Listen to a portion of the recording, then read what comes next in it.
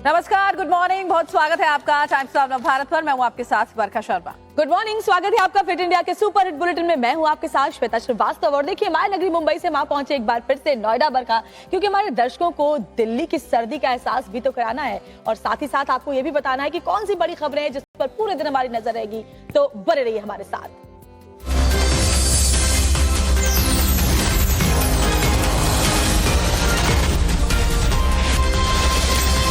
कोशिश हमारी यही रहती है कि विदेश की खबर हो या फिर हमारे देश की बड़ी खबरें, कोई भी खबर दर्शकों से मिस ना हो। इसलिए उत्तर प्रदेश के कुशीनगर की अब बात कर लेते हैं, जहां पर पुलिस को भीड़ के गुस्से का शिकार होना पड़ा। गांव वाले की भीड़ ने इस तरीके से पुलिस को खदेड़ा कि उल्टे पैर भागने को पुलिस मजबूर हो गई। देखिए, लोगों के आक्रोश की वजह क्या थी और पुलिस की ओर से इसके बाद एक्शन क्या लिया गया, दिखाते हैं आपको पूरी खबर। आगे आगे पुलिस की गाड़ी, पीछे पीछे गांव वालों की भीड़। जेसीबी चालक की पिटाई से गांव वालों में आक्रोश। तस्वीरें यूपी के कुशीनगर की हैं, जहां गांव वालों का गुस्सा सातवें आसमान पर है। जेसीबी ड्राइवर की पिटाई मामले में गांव वाले पुलिस वालों से भिड़ने में भी संकोच नहीं कर रहे। तस्वीरें देखिए, गांव में जांच के लिए पहुंची पुलिस को लोगों ने घेर लिया, फिर पुलिस के काफिले को गांव से भागने पर मजबूर कर दिया। ये वीडियो सोशल मीडिया पर वायरल हो रहा है। भीड़ हाथ में लाठी डंडे और पत्थर लिए पुलिस की गाड़ी के पीछे दौड़ती नजर आ रही है। पुरुष, महिलाएं, यहां तक कि बच्चे भी पुलिस वालों को दौड़ाते दिखाई दे रहे हैं। इसके बाद गांव के लोग पुलिस थाने पहुंच गए और मामले में न्याय की मांग की। दरअसल एक पुलिसकर्मी पर जेसीबी ड्राइवर की बेरहमी से पिटाई करने का आरोप है, जिसके चलते गांव में हंगामा बरपा हुआ है। अरविंद गिरी और उनके साथ में एक और आदमी थे, एसओ साहब की गाड़ी लिए हुए थे। ये लोग जा रहे थे, उसके बाद उसको रोके हैं, वो रोका है, कह रहे हैं कि हमको पैसा दीजिए। ये कहा किस बात के लिए, खनन विभाग से हैं कि कहाँ से हैं। तो उसके बाद वो फिर बैठा स्टार्ट किया है, पीछे से लोग दौड़ाना शुरू किए हैं। ले गया छेदी यादव के दरवाजे पे, जहाँ गाड़ी खड़ा करता है वहाँ गाड़ी जेसीबी खड़ा करके उतरा है। उसके बाद से ये अरविंद गिरी उसमें खपचा रखा हुआ था, उठा के मारना शुरू कर दिया है। दो दीवार मकान के बीच में उसको दोनों लोग मारे हैं। पब्लिक वहाँ जुटी है, धक्का मुक्की करके गाड़ी लेके भागे हैं सरेहे के रास्ते। वीडियो वायरल होने के बाद एसपी धवल जायसवाल ने आरोपी सिपाही अरविंद गिरी को निलंबित कर दिया है। और अब अगली खबर उत्तर प्रदेश के हरदोई से है और इस खबर को जिसने भी देखा उसका मन गुस्से से भर गया। दरअसल वहां पर 3 बच्चों को टॉयलेट में बंद कर दिया गया और 3 घंटे तक ये बच्चे टॉयलेट में बंद रहे। और ये समझना वाकई मुश्किल है कि ऐसे लोग कैसे ऐसा कर पाते हैं। सोचिए, छोटे छोटे मासूम बच्चे 3 घंटे तक दरवाजा खोलने की गुहार लगाते रहे। अब पुलिस प्रशासन इस मामले पर कार्रवाई की बात कह रहा है।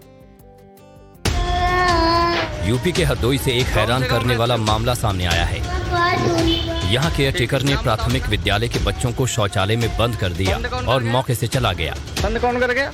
इस मामले को लेकर एक तस्वीर सोशल मीडिया पर वायरल हो रही है। देखिए कैसे शौचालय में बंद एक बच्चे का हाथ दिखाई दे रहा है और बच्चे बाहर निकालने की गुहार लगा रहे हैं। नाम बताओ अपना। नाम है मेरा। बंद कौन कर गया? हाँ? बंद कौन कर गया? चला गया। और कौन कौन, कितने लोग बंद हैं इसमें? हाँ? कितने लोग बंद हैं? बस बस अभी खुलवा रहे हैं, रुक जाओ। कितने बच्चे हो अंदर? हाँ? कितने लोग हो अंदर? अच्छा, 3 लोग हो। हाँ?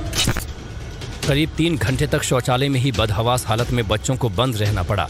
बच्चों का शोर सुनकर पहुंचे गांव वालों ने सामुदायिक शौचालय का ताला खुलवाया, जिसके बाद बच्चों ने राहत की सांस ली। मामले का वीडियो सामने आने के बाद प्रशासनिक अधिकारी पूरे मामले की जांच और कार्रवाई की बात कर रहे हैं। इसमें जैसा कि जो वीडियो प्राप्त हुआ है, इसमें बच्चों की आवाज आ रही है। वो देखने से प्रथम दृष्टया के नाम सामुदायिक शौचालय का वेंटिलेशन प्रतीत हो रहा है। इसमें जिलाधिकारी महोदय को संज्ञानित कराते हुए विकास खंड से जांच कराकर उचित कार्रवाई की जाएगी। अब देखना होगा कि इस मामले में आरोपी केयर टेकर के खिलाफ कब और क्या कार्रवाई होती है। नाम बताओ अपना। फिर से सवाल उठ खड़े हुए हैं, क्योंकि पटना के दानापुर कोर्ट परिसर में कुख्यात अपराधी को पेशी के लिए लाया गया था और कोर्ट परिसर के अंदर ही गोली से उसकी हत्या कर दी गई। उसके साथ सुरक्षा कर्मी भी मौजूद थे, लेकिन पूरा कोर्ट परिसर टनाटन गोलियों की आवाज से गूंज उठा। बहुत हैरान कर देने वाली ये पूरी खबर है। देखिए श्वेता, हत्या कर दी जाती है और उसके बाद जो वीडियो पुलिस का वायरल हो रहा है वो अपने आप में सवाल खड़े कर रहा है। क्या कुछ हुआ है, दिखाते हैं। पटना के दानापुर कोर्ट में पेशी के लिए लाए गए पांडव गिरोह के अभिषेक और छोटे सरकार की गोली मारकर हत्या कर दी गई। पुलिस कर्मियों की मौजूदगी में कोर्ट परिसर में ताबड़तोड़ फायरिंग हुई और सरेआम एक अपराधी की हत्या कर दी गई। हत्याकांड के बाद पुलिसकर्मी का जो वीडियो सामने आया है वो हैरान करने वाला है। हत्या होने के बाद मरे हुए शख्स के हाथ में हथकड़ी लगाई जा रही है। प्रोटोकॉल फॉलो किया जा रहा है। फिलहाल मामले में पुलिस ने 2 लोगों को गिरफ्तार किया है। दोनों से पूछताछ की जा रही है। पुलिस कोर्ट कैंपस में लगे सीसीटीवी भी खंगाल रही है। छोटे सरकार अपराध की दुनिया में पटना के सबसे खूंखार सुपारी किलर में से एक था। 31 मई 2022 को पटना के पत्रकार नगर थाना क्षेत्र में अरवल के पूर्व विधायक चितरंजन सिंह के 2 सगे भाइयों शंभू सिंह और गौतम सिंह की हथियारबंद अपराधियों ने गोली मारकर हत्या कर दी थी। इससे पहले 26 अप्रैल 2022 को पूर्व विधायक चितरंजन सिंह के सगे चाचा अभिराम शर्मा की उनके आवास में घुसकर हत्या कर दी गई थी। वहीं उनके भतीजे दिनेश शर्मा की भी हत्या दुकान में घुसकर की गई थी। पुलिस ने पूर्व विधायक चितरंजन सिंह के परिजनों की हत्या के मामले में जब पड़ताल की तो इसमें छोटे सरकार का नाम सामने आया था। अभिषेक उर्फ छोटे सरकार ने मढ़ौरा के पूर्व विधायक सुरेंद्र शर्मा की बेटी पर गोलियां चलाई थी। जुलाई 2022 में हुए इस मामले में पुलिस ने जो खुलासे किए थे वो चौंकाने वाले थे। अपनी बेटी के दूसरी जाति के लड़के से शादी करने से नाराज पूर्व विधायक सुरेंद्र शर्मा ने बेटी की हत्या की साजिश रची। इसके लिए छोटे सरकार को 20 लाख रुपए की सुपारी दी गई थी। हालांकि प्लान कामयाब नहीं हो सका। पुलिस ने इसी मामले में अभिषेक उर्फ छोटे सरकार को उसके 2 साथियों के साथ गिरफ्तार किया था। क्राइम की दुनिया में मशहूर छोटे सरकार के बारे में कहा जाता है कि वो जिसे भी गोली मारता था उसकी कनपटी पर निशाना लगाता था ताकि वो जिंदा न बच सके। माँ का दर्जा भगवान से भी ऊपर माना जाता है, लेकिन सवाल कुछ ऐसी खबरों को देखकर मन में उठ खड़े होते हैं कि क्या उस माँ का कोई कत्ल कर सकता है। बिल्कुल, क्योंकि प्रयागराज से ऐसा ही मामला सामने आया है। एक हैवान बेटे ने पहले अपनी मां का कत्ल किया, फिर मां का शव सूटकेस में भरकर एक राज्य से दूसरे राज्य घूमता रहा। कैसे पकड़ा गया ये कातिल बेटा, देखिए रिपोर्ट में आप। यूपी के प्रयागराज से हत्या की एक सनसनीखेज वारदात सामने आई है। दरअसल एक शख्स सूटकेस में शव रखकर गंगा में प्रवाहित करने जा रहा था, लेकिन शक होने पर पुलिस ने उसे गिरफ्तार कर लिया। सूटकेस के अंदर महिला का शव था और ये महिला कोई और नहीं बल्कि इस शख्स की मां थी। इस कलयुगी बेटे ने हरियाणा के हिसार में अपनी मां की गला दबाकर हत्या कर दी और फिर शव को गंगा में फेंकने की कोशिश की, लेकिन उसके प्लान का पर्दाफाश हो गया। हत्या की वजह भी जान लीजिए। 20 साल का आरोपी युवक हिमांशु मूल रूप से बिहार के गोपालगंज जिले का रहने वाला है। वो अपनी मां प्रतिमा देवी के साथ हिसार के हांसी थाना क्षेत्र के आर्यनगर में रह रहा था। उसकी मां एक कॉटन मिल में काम करती थी। 13 दिसंबर को हिमांशु ने अपनी मां से 5,000 रुपए की मांग की। मां ने रुपए नहीं दिए तो उसने गुस्से में आकर अपनी मां की गला दबाकर हत्या कर दी। वारदात को अंजाम देने के बाद हिमांशु ने मां के शव को सूटकेस में भरा। शव को हरियाणा के हिसार स्टेशन से गाजियाबाद ले गया। वहां से दूसरी ट्रेन से आरोपी हिमांशु प्रयागराज आ गया। हिमांशु अपनी मां के शव को संगम में प्रवाहित करना चाहता था। देर रात प्रयागराज के संगम तट पर सूटकेस के साथ संदिग्ध हालत में घूमते वक्त दारागंज पुलिस ने उसे गिरफ्तार कर लिया। पुलिस ने जब सूटकेस खुलवाया तो उसके होश उड़ गए। आरोपी युवक ने पूछताछ में बताया कि वो सूटकेस समेत मां के शव को प्रयागराज के संगम में प्रवाहित करना चाहता था। पुलिस ने अपनी मदद से कुछ खर्चे के लिए पैसे मांगे थे, 5,000 रुपए। तो इनका आपसी झगड़ा हुआ और उसी दौरान इसने अपनी मां का गला दबा के वहां पे हत्या कर दी। पुलिस ने मृतक महिला के परिजनों को मामले की जानकारी दे दी है। क्या मथुरा में भी अयोध्या दोहराई जाएगी? ये सवाल इसलिए क्योंकि इलाहाबाद हाई कोर्ट के फैसले पर सुप्रीम कोर्ट की भी मुहर लग गई है, जिसके बाद तमाम तरह के दावे और दलील दिए जा रहे हैं। मथुरा में शाही ईदगाह के सर्वे के मामले में मुस्लिम पक्ष को सुप्रीम कोर्ट से बड़ा झटका लगा है। इलाहाबाद हाई कोर्ट के फैसले पर सुप्रीम कोर्ट ने रोक से इनकार कर दिया है, जिसके बाद अब शाही ईदगाह में सर्वे कराया जाएगा। इस मामले में अगली सुनवाई सुप्रीम कोर्ट 9 जनवरी को करेगा। बता दें कि कोर्ट कमिश्नर की निगरानी में इलाहाबाद हाई कोर्ट ने सर्वे का आदेश दिया था। निष्पक्ष लोग, विशेषज्ञ लोग वह सर्वे करेंगे। उस सर्वे में से जो सच सामने आएगा उसको कोर्ट को बताएंगे और कोर्ट को उससे सुविधा होगी कि वो निर्णय दे, न्याय करे। सर्वे के फैसले के बाद आज मथुरा में साधु संतों की बैठक है। इस बैठक में कोर्ट कमीशन के फैसले पर आगे की रणनीति पर चर्चा होगी। साधु समाज अयोध्या की तर्ज पर इस मामले में फैसले की मांग कर रहा है। इस बीच मथुरा का मुस्लिम समुदाय मानता है कि कुछ बाहरी लोग जानबूझकर इस मामले को अदालत में लेकर गए हैं। लोग नहीं चाहते कि इस देश में, इस शहर में, इस प्रदेश में, इस देश में अमनो अमान कायम रहे। सिर्फ और सिर्फ हिंदू मुस्लिम करके भाई से भाई को लड़ाकर केवल अपनी राजनीतिक स्वार्थ की सिद्धि करने के लिए लोग कोर्ट तक गए। और जहां तक इस इश्यू का मामला है जिसकी आप बात कर रहे हैं, इसमें काबिल गौर बात यह है कि 1968 में जो समझौता शाही मस्जिद ईदगाह और श्री कृष्ण जन्म स्थान संस्थान को लेकर के हुआ, उसमें कहीं कोई विवाद नहीं रहा। मामले की गंभीरता को देखते हुए जिला प्रशासन ने सुरक्षा व्यवस्था और कड़ी कर दी है। आपको बता दें कि इलाहाबाद हाईकोर्ट ने शाही ईदगाह का सर्वे किए जाने के आदेश के बाद अब मथुरा में मामला गरमाने की संभावना है। माना जा रहा है कि कोर्ट कमिश्नर 18 दिसंबर को सर्वे के लिए विस्तृत रूपरेखा तय करेगी। तो मथुरा में सर्वे का रास्ता साफ हो गया है, तो आगरा में शाही जामा मस्जिद को लेकर के भी सुर्खियां बनी हुई है। वजह है मस्जिद की सीढ़ियां। मस्जिद की जो सीढ़ियां है, दावा ये किया जा रहा है कि उसके नीचे मूर्तियां दबी हुई हैं। हिंदू पक्ष का यहाँ पर क्या कहना है? 19 तारीख को देखिए सुनवाई होने जा रही है। दिखाते हैं आपको पूरी रिपोर्ट। मथुरा की शाही ईदगाह परिसर में इलाहाबाद हाई कोर्ट से एसआई सर्वे को मिली मंजूरी के बाद अब आगरा की शाही जामा मस्जिद भी सुर्खियों में है। इसकी वजह है मस्जिद की ये सीढ़ियां। आगरा की शाही जामा मस्जिद पर श्री कृष्ण जन्मभूमि सेवा ट्रस्ट की तरफ से जो दावा किया गया है कि भगवान केशव देव के विग्रह इन्हीं सीढ़ियों के नीचे जो दबे हुए हैं, लेकिन इस रात से पर्दाफाश नहीं हुआ है कि यहाँ पर ये 8 सीढ़ियां हैं कि किस सीढ़ी के नीचे भगवान केशव देव के विग्रह दबे हुए हैं। इस पूरे प्रकरण का आगरा जामा मस्जिद का मामला आगरा कोर्ट में चल रहा है, जिसमें कि अगली तारीख 19 दिसंबर नियत की गई है। साथ ही इस आगरा जामा मस्जिद पूरे प्रकरण में अब तक 13 तारीखें लग चुकी हैं। साथ ही आगरा के सीनियर एडवोकेट विनोद कुमार शुक्ला ने हाईकोर्ट में एक रिट दायर की है, जिसमें कहा गया कि आगरा शाही जामा मस्जिद में जल्द से जल्द सुनवाई की जाए, जिसको लेकर हाईकोर्ट ने भी उस आदेश को पारित कर दिया है। अब देखना होगा कि आने वाली अगली 19 दिसंबर पर आगरा कोर्ट की तरफ से आगरा शाही जामा मस्जिद प्रकरण में क्या फैसला आता है। श्री कृष्ण जन्मभूमि सेवा ट्रस्ट का दावा है कि औरंगजेब ने कटरा केशव देश मंदिर को तोड़कर भगवान कृष्ण की मूर्तियों को इन्हीं सीढ़ियों के नीचे दफना दिया था। हिंदू पक्ष की मांग है कि मस्जिद की सीढ़ियों की खुदाई हो और मूर्तियां वहां से निकाली जाएं।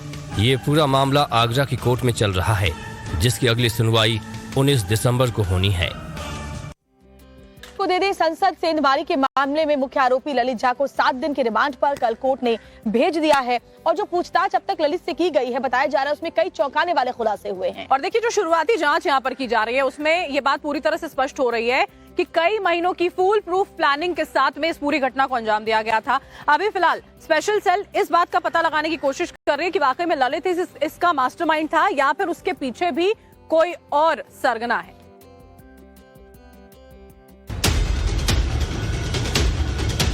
संसद घुसपैठ कांड के सभी आरोपियों पर नकेल कसी जा रही है। इस कांड को अंजाम देने वाले एक एक आरोपियों और उसके मददगारों तक पुलिस पहुंच रही है।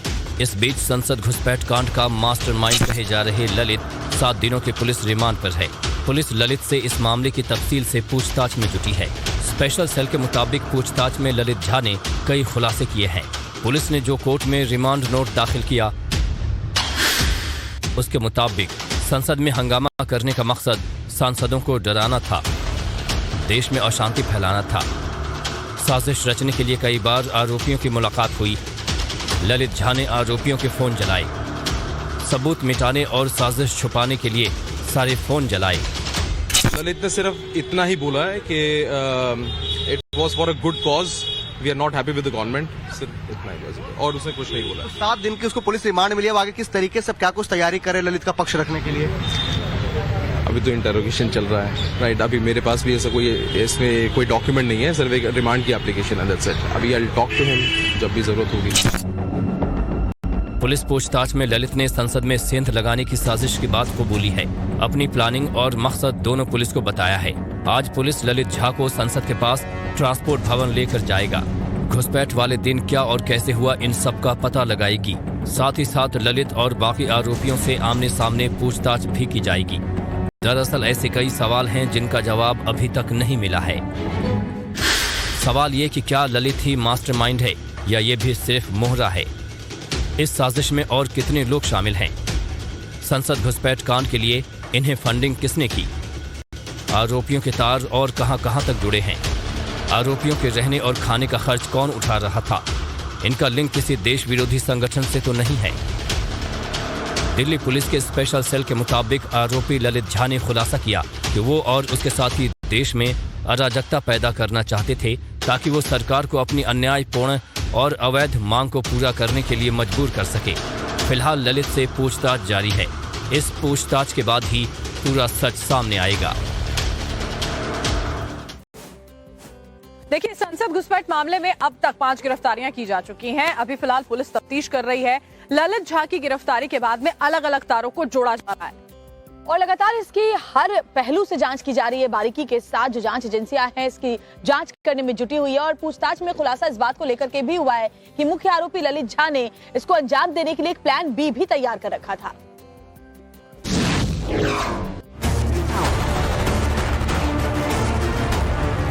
संसद में घुसपैठ और स्मोक कैनिस्टर के इस्तेमाल के बाद आरोपी ललित झा मौके से फरार हो गया था। जांच में पता चला है कि ललित बाहर खड़े आरोपियों की वीडियो बनाने और उसे सोशल मीडिया पर अपलोड करने में जुटा था। दरअसल सरेंडर करने से पहले आरोपी ललित झा ने तमाम दूसरे आरोपियों के फोन को नष्ट कर दिया है। ललित ने ऐसा क्यों किया? क्या ललित झा ने तमाम सबूत मिटा दिए हैं?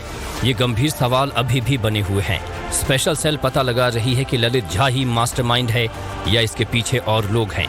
इसका भी पता लगाया जा रहा है। पता चला है कि ललित झा ने संसद में घुसपैठ और प्रदर्शन के लिए 2 प्लान तैयार किया था। उसने पहले से प्लान ए के फेल हो जाने पर प्लान बी बनाकर रखा था। प्लान बी के तहत अगर किसी कारण से नीलम और अमोल संसद के करीब नहीं पहुंच पाते तो उनकी जगह महेश और कैलाश दूसरी तरफ से संसद भवन के करीब जाते और मीडिया के कैमरों के सामने जाकर स्मोक जलाते हुए नारेबाजी करते। 12 दिसंबर की रात जब महेश और कैलाश गुरुग्राम में विक्की के घर नहीं पहुंचे तो अमोल और नीलम को हर हाल में ये काम करने का जिम्मा सौंपा गया। ललित झा बिहार के दरभंगा का रहने वाला है। वो कोलकाता में रहकर ट्यूशन पढ़ाता था। टाइम्स नाउ नव भारत की रिपोर्टर अद्रिजा ललित झा के कोलकाता वाले घर का पता खंगालने पहुंची तो वहां ताला लगा दिखा। फिर हमें वो ठिकाना भी मिला जहां ललित झा कभी कभार आया जाया करता था।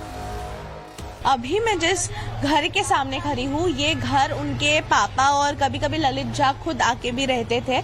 मैं पहले आपको दिखा दूं कि ये जो घर है इसमें अभी फिलहाल तो ताला लगा हुआ है। इस घर में ये घर काफ़ी सालों से जो आसपास के लोग बोल रहे हैं कि बंद है। इधर फिलहाल कोई नहीं रहते हैं, लेकिन ललित झा जो है वो कभी कभी पहले आते थे इधर अपने पापा के साथ रहने के लिए। उनका पापा जो है वो पेशा से एक पंडित थे और वो कभी कभी आके इधर रहते भी थे। ये बागेश्वर धाम के पीठाधीश्वर पंडित धीरेन्द्र शास्त्री जो हैं वो 3 दिनों तक दरबार लगाने वाले हैं और कई लोग हमेशा की तरह श्वेता वहां पर पहुंचेंगे।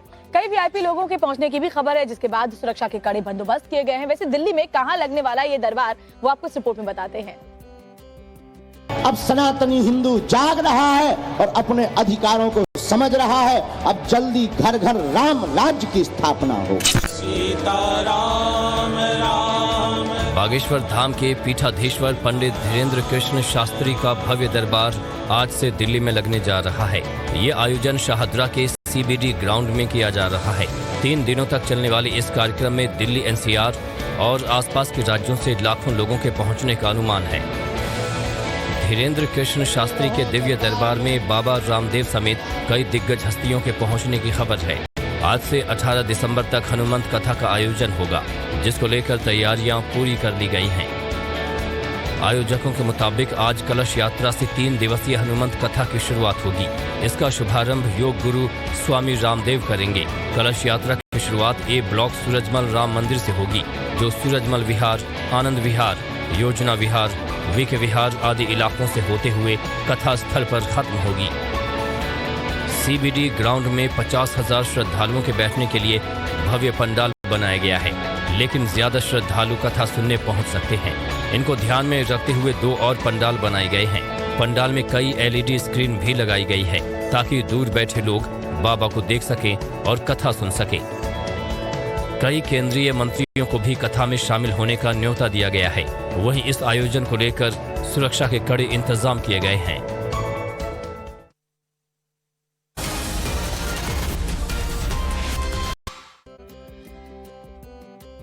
और अब बात रामनगरी अयोध्या की करेंगे, जहां पर पूरी तरह से काम वहां पर किया जा रहा है, सजाया संवारा जा रहा है पूरी अयोध्या नगरी को। चाहे एयरपोर्ट हो, रेलवे स्टेशन हो, सबका कायाकल्प कर दिया गया है। और देखिए 22 जनवरी को प्राण प्रतिष्ठा होनी है, लेकिन उससे पहले खुद मुख्यमंत्री योगी आदित्यनाथ सब पर बारीक नजर बनाए हुए हैं, पैनी नजर बनाए हुए हैं। यानी प्राण प्रतिष्ठा से पहले रामनगरी अयोध्या पूरी तरह बदल चुकी होगी। जय श्री राम, जय जय श्री राम, मर्यादा पुरुषोत्तम। राम की नगरी अयोध्या बदल रही है। भगवान राम के मंदिर की प्राण प्रतिष्ठा से पहले पूरी की पूरी अयोध्या राम में दिखाई देने लगी है। एक तरफ एयरपोर्ट का काम तेजी से चल रहा है, तो वहीं दूसरी ओर रेलवे स्टेशन का भी कायाकल्प किया जा रहा है।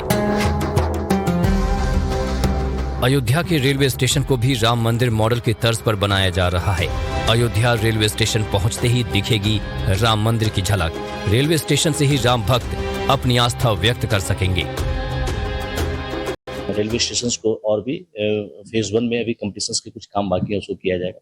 और फेज 2 का आपका लैंड हम लोगों ने दे दिया। फेज 2 और फेज 1 के लिए लैंड हम लोगों ने स्टेट गवर्नमेंट ने रेलवे को दिया है। उस पर फेज 2 के लिए DPR के अप्रूवल के बाद कार्य स्टार्ट होगा। इन सब के बीच सीएम योगी ने गोरखपुर में बोलते हुए कहा कि अयोध्या में करीब 2 दर्जन 5 स्टार और 7 स्टार होटल खोलने के प्रस्ताव आ चुके हैं। यहाँ पे भी वही स्थिति है। आप अयोध्या में जाएंगे, एक नई अयोध्या आपको देखने को मिलेगी। अयोध्या में हमारे पास लगभग 2 दर्जन 5 स्टार और 7 स्टार होटल के प्रस्ताव आ चुके हैं। काम चल रहा है, युद्ध स्तर पर काम चल रहा है। अयोध्या में बन रही रामलला मंदिर का काम युद्ध स्तर पर जारी है। इसमें रामलला की नई प्रतिमा बनाने का काम भी किया जा रहा है। 3 लोग मिलकर रामलला की प्रतिमा बना रहे हैं। के कुबेर लोग की करते हैं। कांग्रेस के सांसद धीरज साहू की ओर से बयान भी देखिए अब इस पर सामने आया, क्योंकि लगातार कई दिनों तक वहां से करोड़ों कैश बरामद होता रहा, उसकी गिनती जो है वो जारी रही। और देखिए कांग्रेस सांसद ने साफ किया है कि 355 करोड़ से ज्यादा का जो कैश बरामद हुआ है, इतने किलो जो है सोना बरामद हुआ है, इसका किसी पार्टी से कोई संबंध नहीं है, बल्कि उनके फर्म से जुड़ा हुआ ये कैश है। हालांकि इस पर विश्वास करना मुश्किल है। जांच का दायरा कहां तक पहुंचा है, देखिए इस रिपोर्ट के जरिए। इस तस्वीर को नहीं भूले होंगे आप। कांग्रेस के राज्यसभा सांसद धीरज साहू के ठिकानों पर आयकर विभाग ने जब छापेमारी की, तो जो तस्वीर नजर आई वो किसी की भी आंखें चौंधिया सकती थीं, क्योंकि जो अब तक किसी ने नहीं देखा था वो तस्वीरें सामने आईं।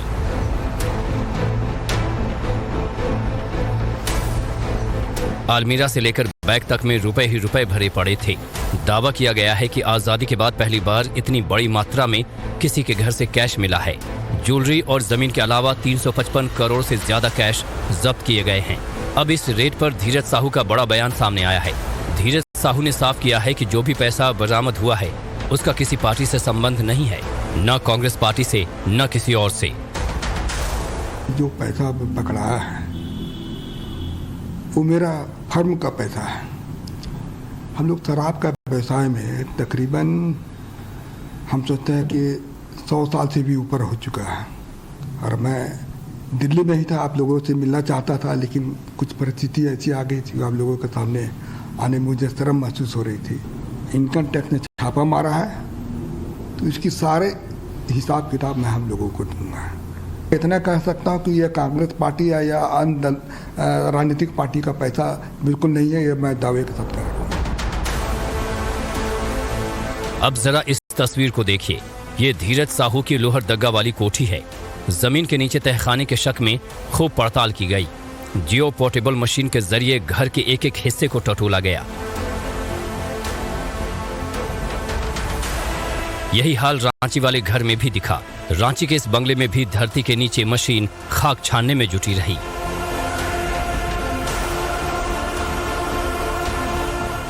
शुक्रवार को धीरज साहू के ठिकाने पे रेड का 10वां दिन था। पिछले 9 दिनों में जहां जहां पे रेड हुए थे उनमें लोहरदगा का उनका पुश्तैनी मकान और रांची का ये घर भी था। ये घर पे रेड चप्पे चप्पे पे हुई थी और सिर्फ नोटों के बंडल के लिए रेड नहीं हुई थी, बल्कि जमीन के अंदर छिपे हुए जो आभूषण है, जो सोने हैं, जो मेटल्स हैं, उसको लेकर भी चप्पे चप्पे पर तलाशी ली गई थी। झक सफेद कोठी में घुमाई जा रही लाल रंग के डिब्बे में बंद ये वो मशीन है जो पल भर में बता सकती है कि कहां सोना दबा है और कहां दबा कर रखी गई हैं दूसरी बेशकीमती चीजें। लाल रंग की इस जियो पोर्टेबल सर्विलांस मशीन को जिस भी जमीन के ऊपर घुमाया जाता है, ये उसके भीतर दबे हर मेटल के बारे में फौरन जानकारी दे देती है। मशीन को ऑपरेट करने वाला शख्स इस मशीन के ऊपर लगे LED पैनल में देख सकता है। अगर आप देखेंगे तो इस मशीन के अंदर जो 4 चक्के हैं वो लगे हैं। इसके अलावा ऊपर एक बॉक्स बना हुआ है और सबसे ऊपर जो है आप देखेंगे तो एक LED पैनल लगा हुआ है, जो ये पैनल इंडिकेट करता है कि इसके ऊपर क्या कुछ जमीन के नीचे है और अंदर क्या क्या छिपा हुआ है। अगर कोई भी मेटल होता है या किसी भी तरीके से कोई चीज होती है तो वो इसको स्कैन करता है कुछ इस तरीके से, देखिए। और ये स्कैन करने के बाद जो है ये बता देता है कि किस तरीके से यहाँ पे छिपा हुआ है या कोई अंदर दबा हुआ तो नहीं है। अब अगर रांची और लोहरदगा में सांसद की कोठी के सर्वे में कुछ भी सिग्नल सामने आया होगा तो फिर मकान के उस हिस्से की खुदाई भी हो सकती है, क्योंकि शक है कि यहाँ दीवारों के बीच और जमीन के भीतर तक केबिन बनाकर करोड़ों के नोट और बेशकीमती ज्वेलरी छिपाई गई हो सकती है।